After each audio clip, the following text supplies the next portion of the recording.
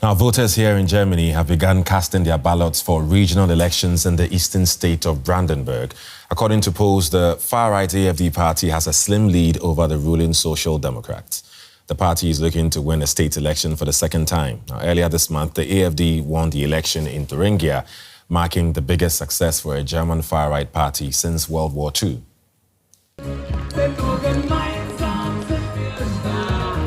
Optimism at the final rally of the far-right AfD. The party is popular here in Brandenburg, a state that once was part of communist East Germany. Young people are some of the party's strongest supporters, a fact the AfD likes to highlight. We represent the interests of young people. We want these young people to keep their home in Germany, to have a future here as Germans, and that they don't have to submit to any immigrants.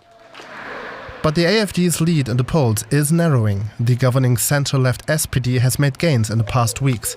Their candidate, Incumbent State Premier Dietmar Woidke, has tied his career to the outcome of the election. He says he'll retire from politics if his party loses to the AfD. I will fight until the very last second for the people to cast their votes for democracy, freedom and openness. Woidke has been in power for 11 years and overseen strong economic growth in Brandenburg. Attracting big companies like Tesla has played a major role. At the launch of the company's Brandenburg plant, Woidke stood with fellow party member and German Chancellor Olaf Scholz and Tesla CEO Elon Musk. But experts say Brandenburg's success isn't being shared by everyone. The people in Brandenburg are very concerned about several issues. There's a great worry that the healthcare system will deteriorate. There's also a significant concern that people won't be able to pay their bills anymore. The outcome of these elections will draw heavy scrutiny, especially from Chancellor Scholz. Another loss in regional elections to the far right could further erode trust in Germany's governing coalition led by his Social Democrats. Right. DW's political correspondent Alex Gerst is in Potsdam. He's been reporting from the region over the past few weeks. Hello, Alex. Nice to see you. There's huge interest, no doubt, in this state election after Thuringia. Can the far-right AfD also win in Brandenburg? What are people telling you? Well, it looks like they could win the elections here. We're expecting to see a very tight race between the far-right AfD and the Social Democrats, which are leading the governing coalition here in Brandenburg. I'm standing right in front of the polling station, and if you ask people what is the most important issue for them, then most or many of them will say that migration is an issue that politicians need to solve. And that poses actually quite a difficulty for politicians because migration is not solved on the state level but on the federal level.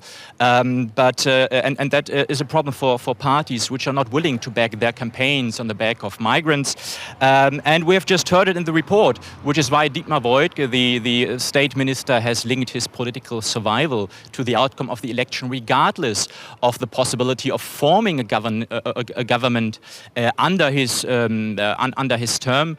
We will see if this risky maneuver is enough to help the Social Democrats to win this election and send the AfD second. But even if the AfD, the far-right AfD, should win these elections, they will fail to secure or to build a coalition because no other party wants to cooperate with them. Yeah. Just like was the situation in the previous state elections. You talked about the Social Democrats. That's the German Chancellor's party. They've always governed in Brandenburg. How do you rate their chances? Yeah, they've been governing here since 1990. And it looks like that the vote here, the election here, is also a referendum on the Scholz-led coalition in Berlin. The Scholz-led coalition is highly unpopular among voters, and how unpopular it is you can tell by the fact that Dietmar Woidke, the Minister of State here, he has basically banned Olaf Scholz from campaigning here in Brandenburg. The thinking behind was the less Olaf Scholz is visible here in Brandenburg, the more likely it is that voters will vote for the Social Democrats. And that means that if the Social Democrats should lose tonight's election, then they will link it to Olaf Scholz being a very unpopular chancellor. If they should win tonight's election, then they will link it to Olaf Scholz not being visible here in Brandenburg. So Olaf Scholz has a lot to lose and very little to win tonight. Right. What's interesting is that the recent success of the far-right AfD has been driven by young voters. Why does it seem so popular among especially 18 to 24-year-olds?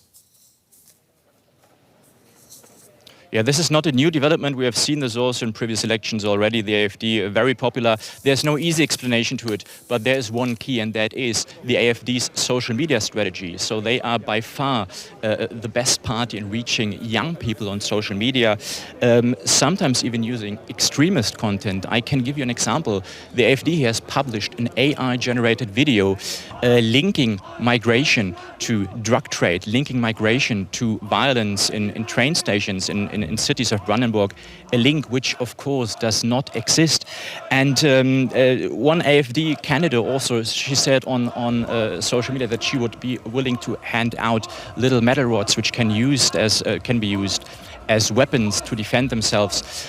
So this is all provocation that goes viral on the internet, on social media, and which helps the AfD to be the center of attention, especially among young people. Right. DW's political correspondent Alex Gerst, thank you.